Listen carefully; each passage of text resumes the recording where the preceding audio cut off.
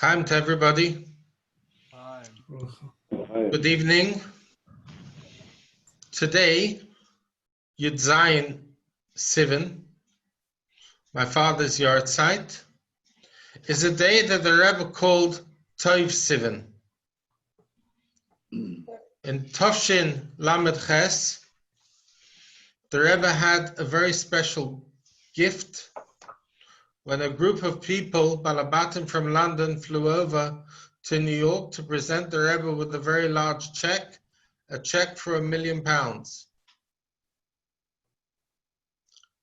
In the preparation for this moment, my father had written a number of things to the Rebbe, and the Rebbe underlined Tov Sivan and added the words La'achri Tfilas HaMincha.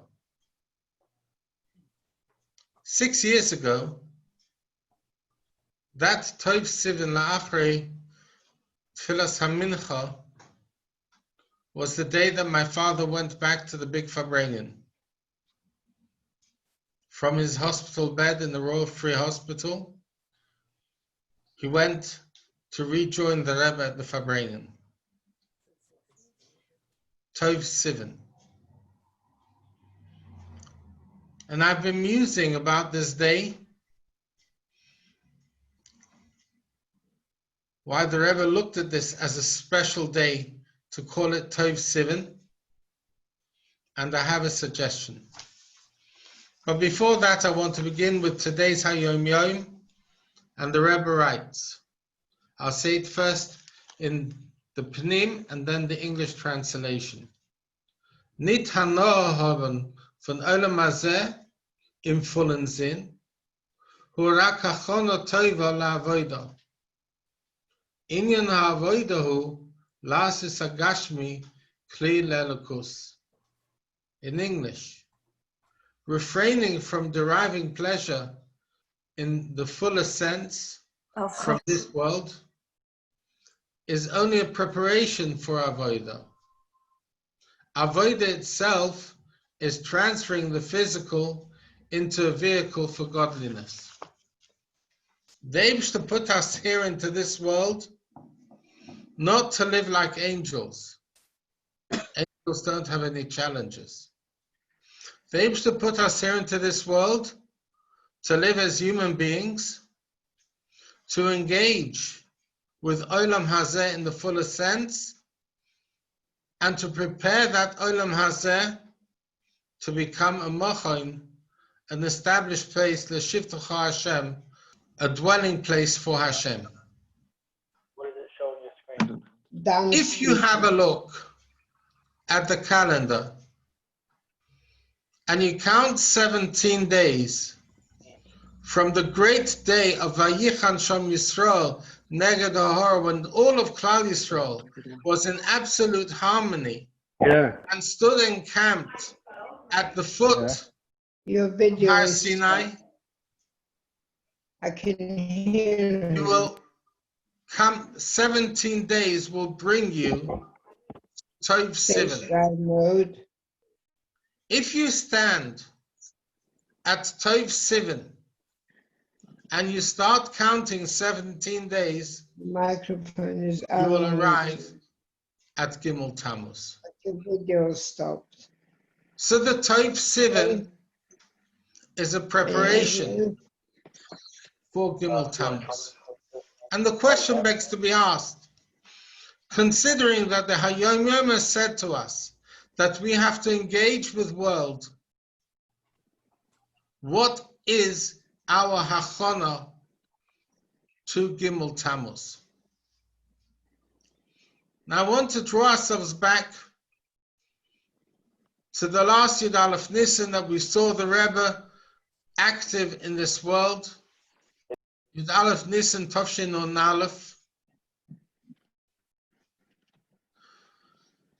That day the Rebbe was giving dollars, and Yidden came from all over the world to be with the Rebbe on this great day. The media also came to see the spectacle of this great day. One of the television channels that was present, WNBC New York, Channel 7, the producer decided that he too wants to go to the Rebbe with his team for $1. They joined the line, and the time came, and they were in front of the Rebbe. And the producer asks the Rebbe, Rabbi, do you have a message for your birthday? The Rebbe answered, today I begin my 90th year. 90 is the numerical value of the Jewish letter tzaddik. Tzaddik means a righteous person. A righteous person is one who seeks to improve each day over where he was the previous day. For my birthday, I have a resolution to see today to improve over where I was yesterday. The Rebbe knew that this message was going out not just to the Chassidim downstairs in the shul, but this message was going out to the whole wide world. And the Rebbe is giving a message. To improve each day, one little bit, one bit over where I was yesterday.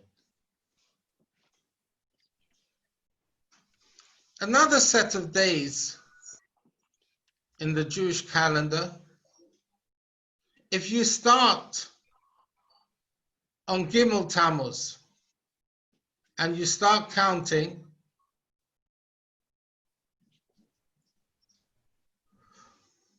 "48 days later, you arrive at Chof Av." And so therefore, I want to make a suggestion of how each and every one of us can improve one little bit each day. And once it has worked, we can then seek how we can further use that exercise of improvement every single day. I want to draw this from an example, a guidance that was given to me by my great uncle, Rabbi Mendel Rabbi Mendel Futterfass,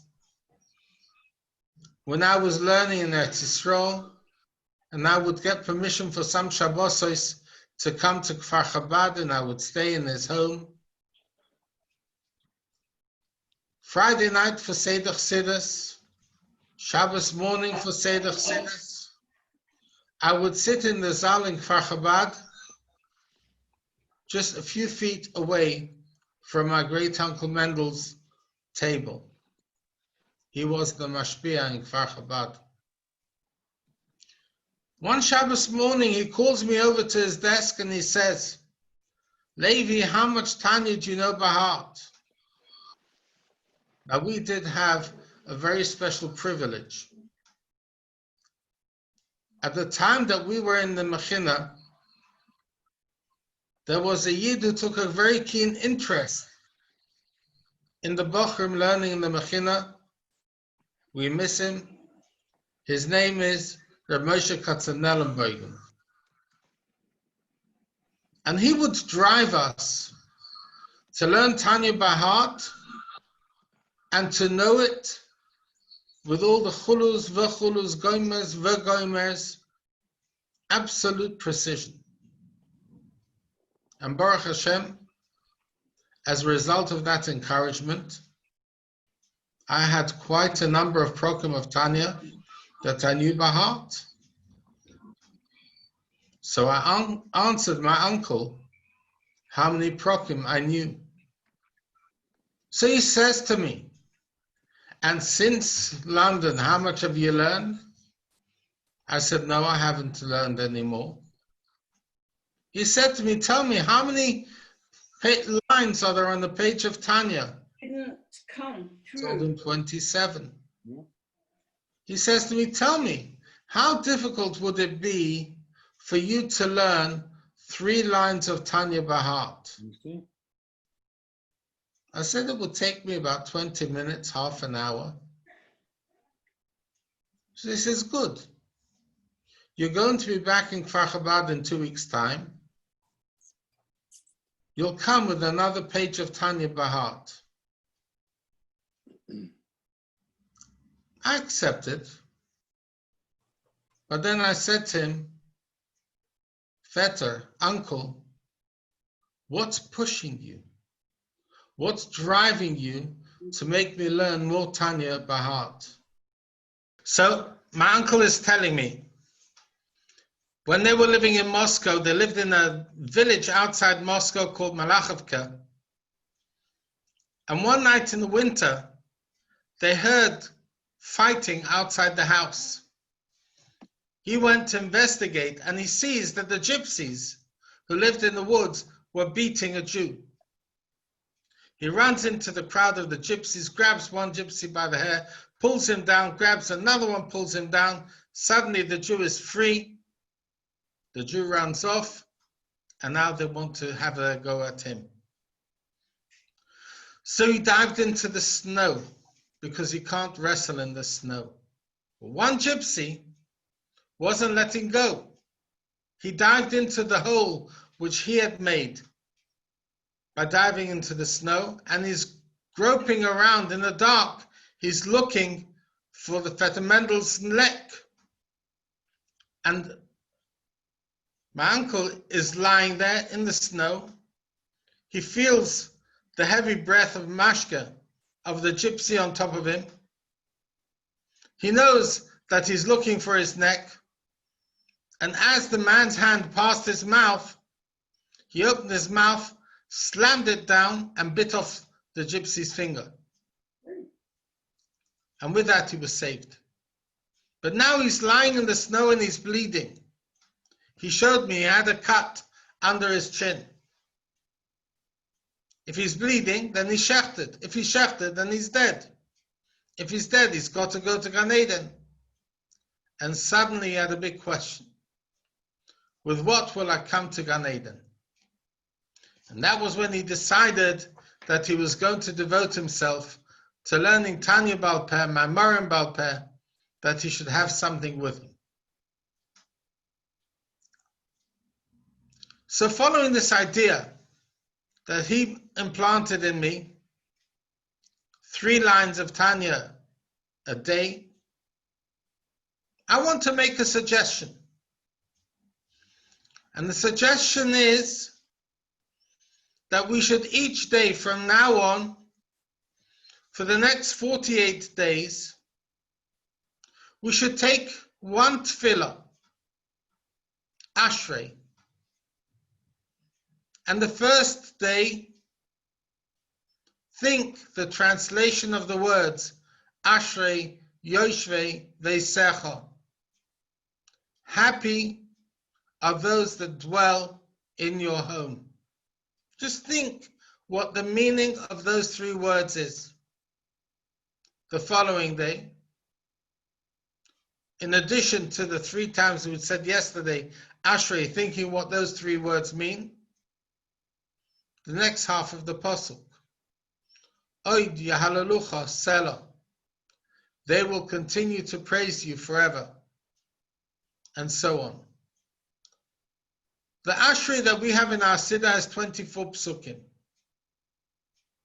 Half a pasuk each day makes it 48 days. If we start on Gimel Tammuz, we will arrive at Chof with a completely new Ashrei. We can start today, and that will be even better.